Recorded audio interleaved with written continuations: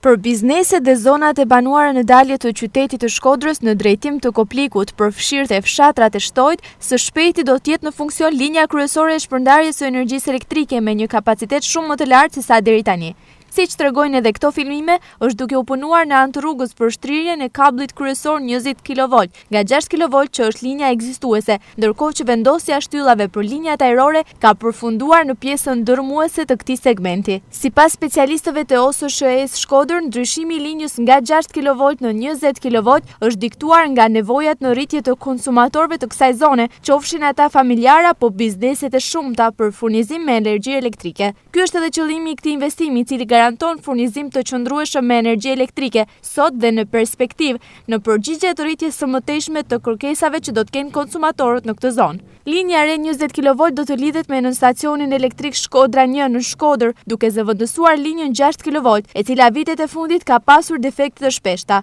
Sipas afatit të caktuar, ky investim do të përfundojë brenda 2 muajve, me qëllim që të jetë gati për fillimin e sezonit veror turistik, i cili shoqërohet me rritje të ndjeshme të konsumit të energjisë elektrike.